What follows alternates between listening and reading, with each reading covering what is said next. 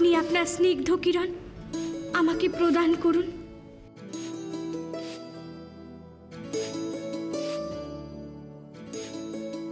তথাস্তু ভগিনী।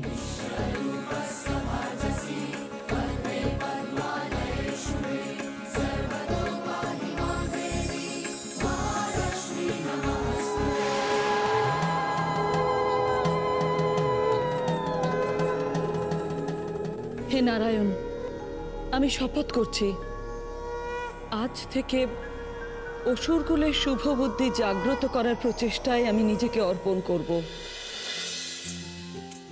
তাদের ক্ষমাশীল হওয়ার শিক্ষা দেব আমি। হে নারায়ণ, আমার অন্তরের দহন জ্বালা কেমন করে যেন শান্ত হয়ে গেল। আপনার প্রতি আমার আর কোনো ক্ষোভ নেই, কিন্তু কে আমাকে শান্ত করলো কে জানে। যে আমাকেও তার অপার করুণার দ্বারা স্নিগ্ধ ও শান্ত করেছে, সেই আপনাকেও শান্ত করেছে অসুর মাতা। এ স্নিগ্ধতা শ্রীলক্ষ্মীর। সেই আজ অসুরকুলকে ধ্বংসের হাত থেকে রক্ষা করলো।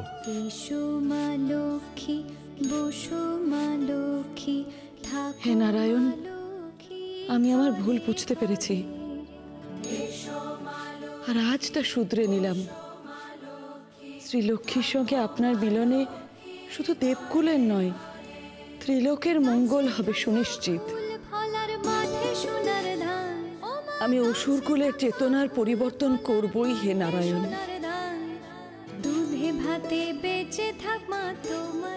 আমি প্রসন্ন হলাম অসুর মাতা। 12 বা নলো প্রশমিত হবে এবার।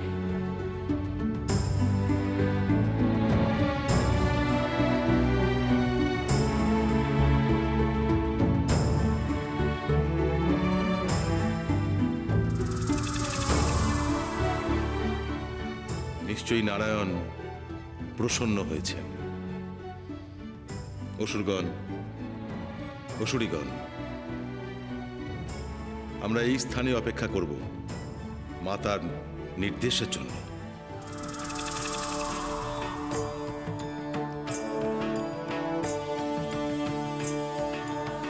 পুত্রগণ, প্রণাম মাতা।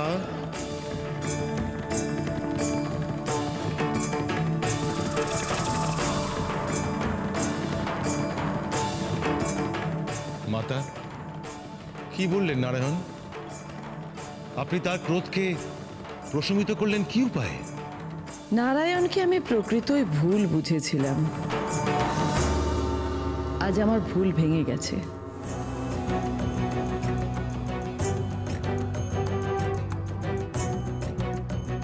এখন থেকে এই পাতাল লোকে কন্যা রূপে লক্ষ্মীর পুজো হবে।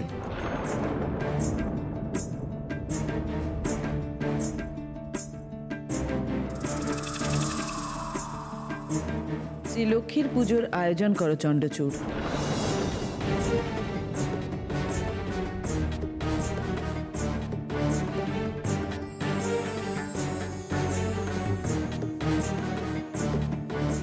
যথাজ্ঞা মাতা।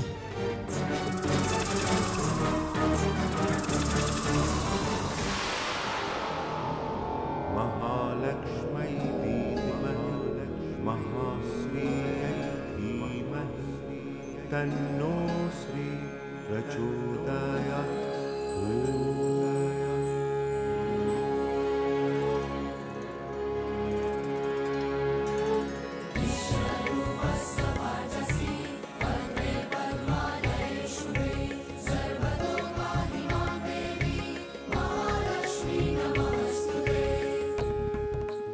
মাতা, আপনার এই ইন্দু শীতলা রূপে ত্রিভুবন শান্ত হয়েছে।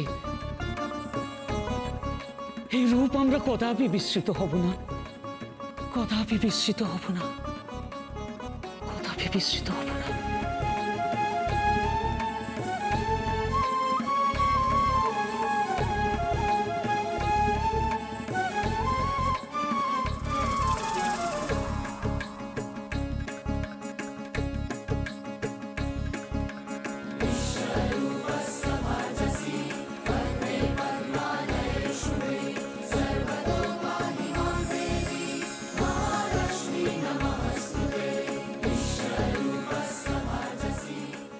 দেবী লক্ষ্মী স্নিগ্ধ আলোকে এই পাতাল লোক শান্ত হয়েছে, তাই আমরা ভূমি দেবী রূপে শ্রী লক্ষ্মীকে এই পাতাল লোকে ধরে রাখবো চিরকাল।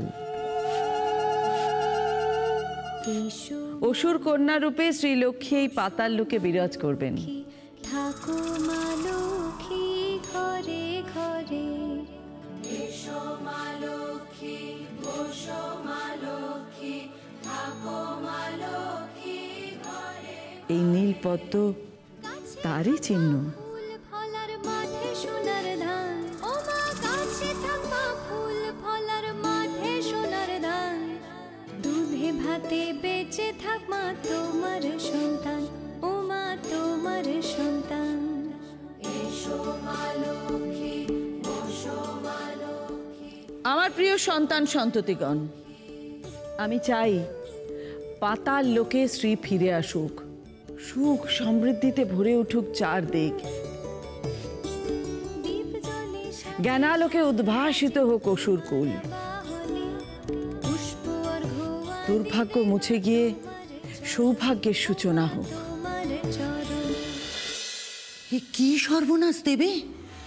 নারায়ণ এমন কি মায়া করলেন যে ক্ষিপ্ত অসুর মাতার মনও একেবারে শ্রীলক্ষ্মীর ভক্ত হয়ে উঠল? এখন কি করবেন দেবী?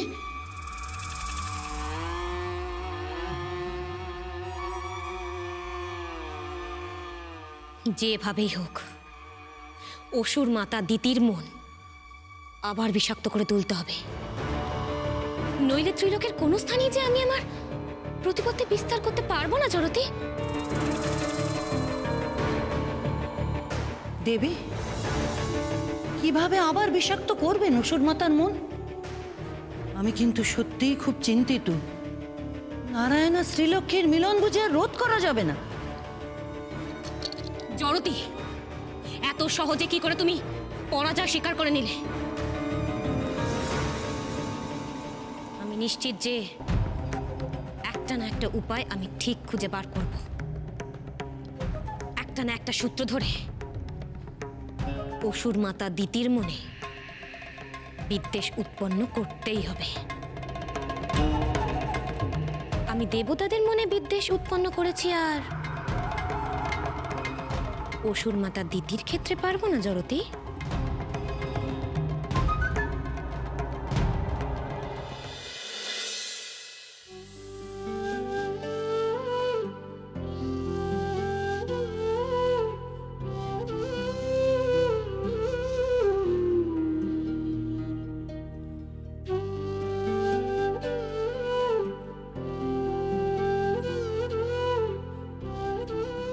প্রভু, পাতাল লোক হতে ফিরে তুমি একবারও আমার কাছে এলে না কেন প্রভু?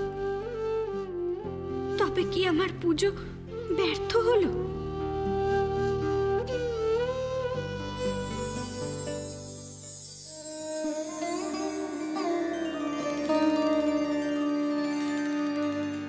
দেবী, নমো নমো নারায়ণ ব্রহ্ম সনাতন। তুমি সমস্ত জগতের শ্রী। তোমার সমৃদ্ধিতে সমৃদ্ধ আমিও। তোমার পূজা কদাপি ব্যর্থ হতে পারে না দেবী।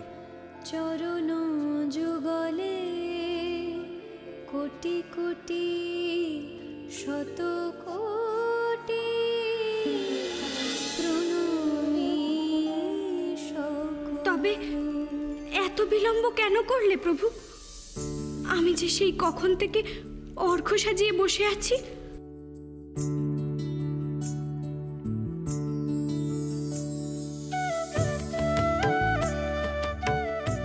আমি জানি শ্রী, তোমার অভিমান হয়েছে।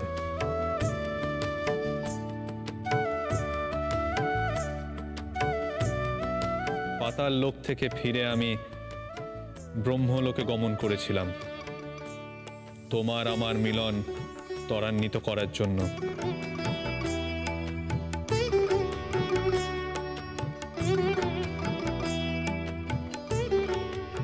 প্রভু, অর্থাৎ অসুর মাতা প্রসন্ন হয়েছে?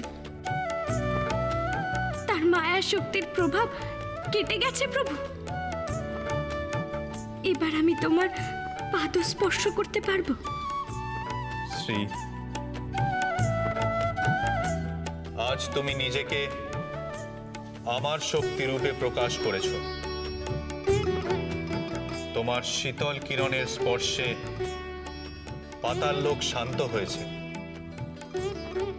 সেখানে অসুর মাতা দিতির নির্দেশে পাতাল লোকে শীঘ্রই কন্যা রূপে তোমার পূজা অনুষ্ঠিত হতে চলেছে। আমি আজ ভীষণ আনন্দিত শ্রী। প্রভু, এই সবই সম্ভব হয়েছে তোমার আশীর্বাদে।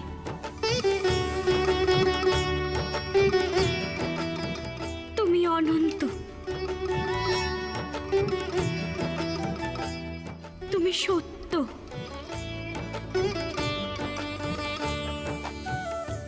তুমি অপার শক্তির আধার।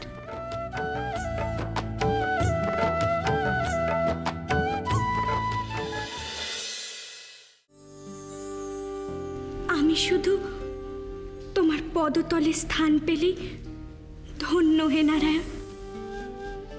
আমি চিরকাল আদি লক্ষ্মী রূপে তোমার সেবা করতে চাই। আজ এই আনন্দের দিনে আমি একটিবার তোমার পদস্পর্শ করতে চাই প্রভু। শরণ নিয়েছি তব পেতেছি আসন, লক্ষ্মী নারায়ণ জয়, লক্ষ্মী নারায়ণ, লক্ষ্মী নারায়ণ জয়, লক্ষ্মী নারায়ণ। করজোরে মনোবাঞ্ছা করে নিবেদন, লক্ষ্মী নারায়ণ জয়, লক্ষ্মী নারায়ণ, লক্ষ্মী নারায়ণ জয়, লক্ষ্মী নারায়ণ, লক্ষ্মী নারায়ণ জয়, লক্ষ্মী নারায়ণ। শীঘ্রই আমাদের মিলনের শুভ লগ্ন স্থির হয়ে যাবে শ্রী।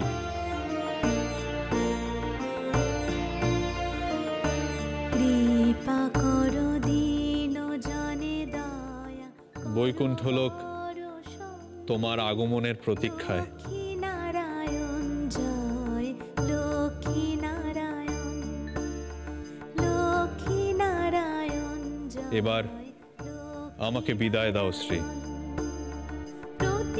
আমাকে যেতেই হবে শ্রী। তব মহিমা শরণ, লক্ষ্মী নারায়ণ জয়, লক্ষ্মী নারায়ণ, লক্ষ্মী নারায়ণ জয়, লক্ষ্মী নারায়ণ।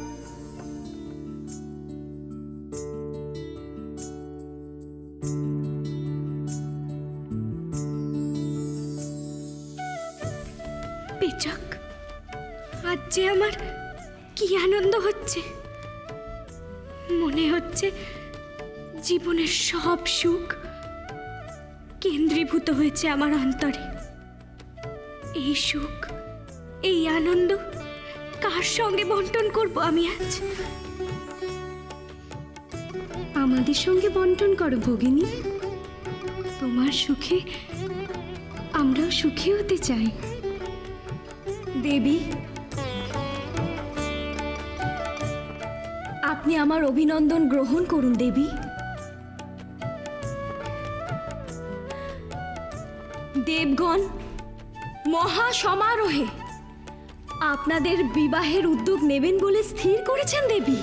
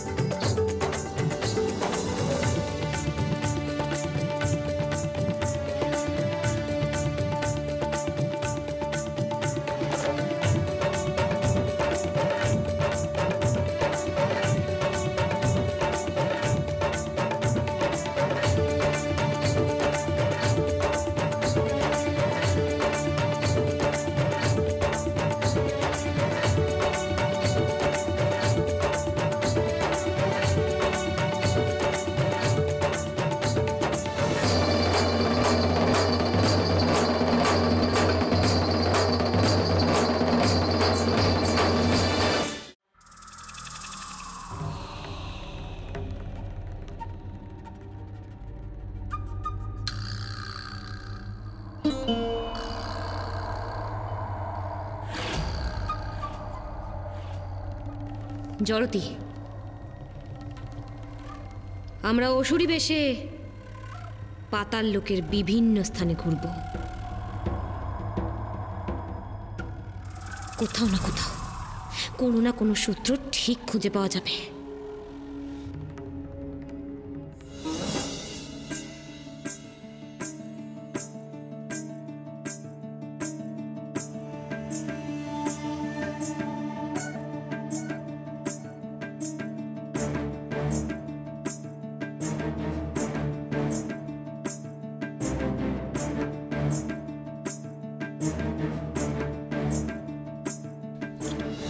কি আমার দুর্ভাগ্যদণ্ড হঠাৎ আলোকিত হলো কেন? নিশ্চয়ই এখানে এমন কোনো কিছু ঘটেছে যা দুর্ভাগ্যজনক। কিন্তু কি এমন ঘটলো এখানে?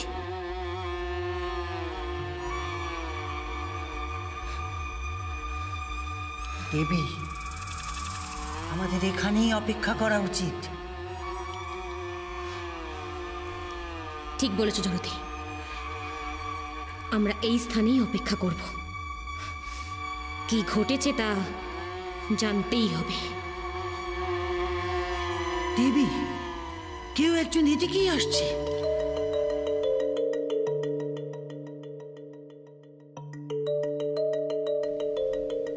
জড়তি, চলো আমরা কোনো আড়ালে আত্মগোপন করি।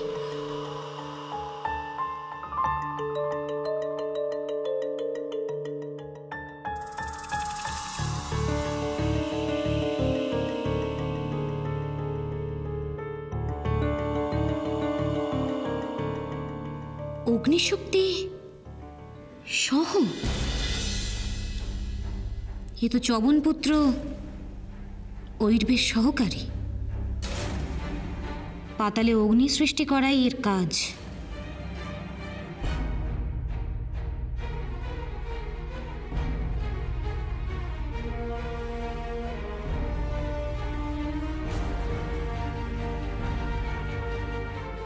প্রাণ লাভ করো মুদিতা,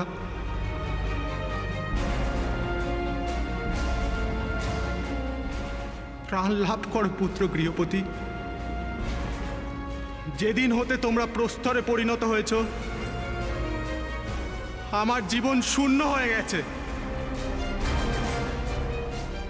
দেবী লক্ষ্মীর সামান্য ভ্রমের জন্য আমি তোমাদের হারালাম।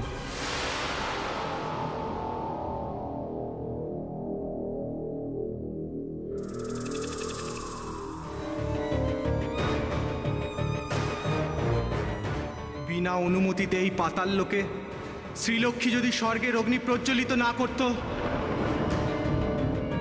তাহলে আমি তোমাদের অকালে হারাতাম না।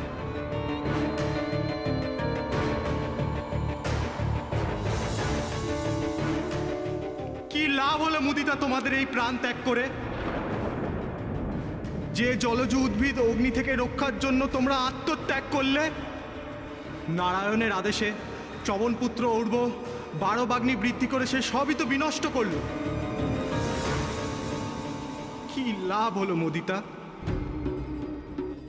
শ্রীলক্ষ্মীর বিরুদ্ধে এই একটা প্রমাণই যথেষ্ট জড়তি।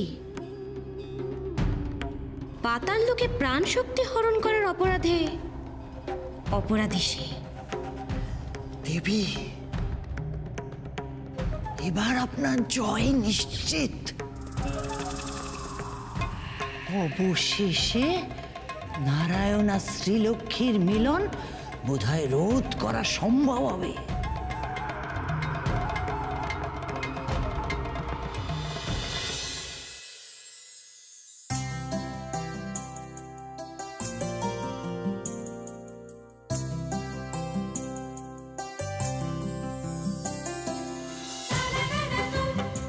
প্রভু, কোনো স্বয়ংবর্ত হয়নি আমার। সকলের সামনে তোমার কণ্ঠে মালা প্রদান করার সৌভাগ্য আমার হয়নি। তাই আজ নিভৃতে আমার সেই ইচ্ছে পূরণ করছি আমি।